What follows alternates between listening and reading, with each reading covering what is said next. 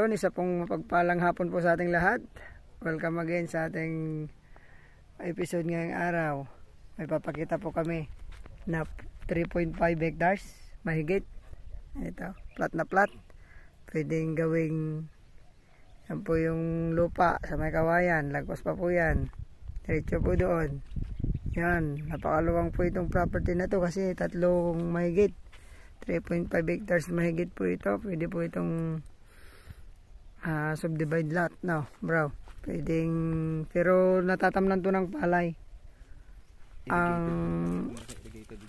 Mayroon ding dinadaanan po ng tubig dito, pero mga first cropping lamang po. Hindi ko lang sure kung may deep well po sa gitna. May deep well daw po sa gitna. So, hindi natin mapuntahan sa gitna kasi ang init.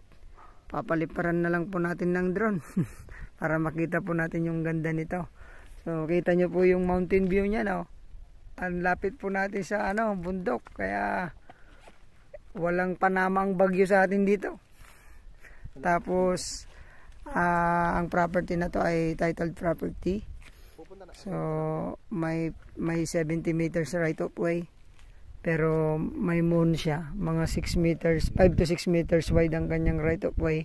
Tapos sa sealer pa po ang pagpapagreader para makapasok po ng maganda yung ating 4 wheels.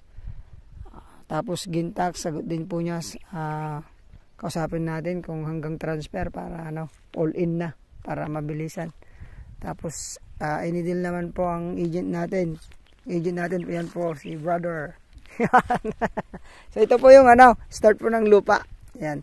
Tapos ito po yung right of way na ipapagreader po ng ating buyer, ay nating seller. Puntahan lang po natin hanggang dun sa Barangay Road. So property po na po ito ay may power line. Ayan, malapit din po yung kuryente rito. Tapos along Barangay Road din po yung doon, yung kanyang right of way. Ay malapit na po yung cemented road dito.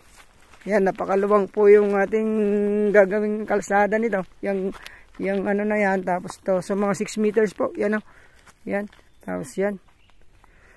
Papagreader po ng seller po natin, kaya hindi pa po na-improve tong right of way niya, pero yun po kasama sa price po niya ang pagpapagreader ng daanan na po ito.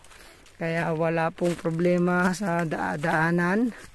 Tapos siya na rin po ang magpapagawa nito. Yan po yung mga muhon po yan. Yan. So siya na pong bahala yan, may mga muhon po yan. Yan po yung muhon. Yan, napakaluwang po nung gagawin niya pong daanan. So may mga kapitbahay na para tayo rito. Kaya napakaganda pong gawing subdivide lot yun. O gawing resort. Opo. Ayan po. Dito. Ayan, dito na po tayo sa Barangay Road. Po yung bundok ng Mingan, Pangasinan. Dito na po. Ayan. Diyan na po yung power line natin. Ayan po. Okay. So, sa mga naghahanap po ng maluluwang na property, murang-mura. Yan, Barangay Road. Ito po yung malapit po yung cemented road. Yan po, bandaran. May power line po tayo. Pasok po ang 4 wheels sa property. Yar, bagas ako kain din niya. Papalpas dito na ito. Sige. Nagururi ka tao dyan eh. Jay. Di pagtawang ko. Sige, Rod. Ayan po, may mga kapitbahay po tayo dyan. Yan po yung pagkukunan may metro po dyan na Oriente. Ito po yung view ng bundok ng Mingan. Views. Ingat ka, bro. Ayan, maraming salamat po sa inyong lahat. Sana magustuhan niyo po ito. 100 per square meter ang presyo niya.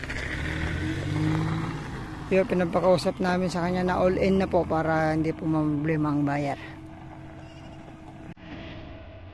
Maraming salamat po na magustuhan po itong property na to. So, ayan po nga po. God bless po sa ating lahat. Thank you so much.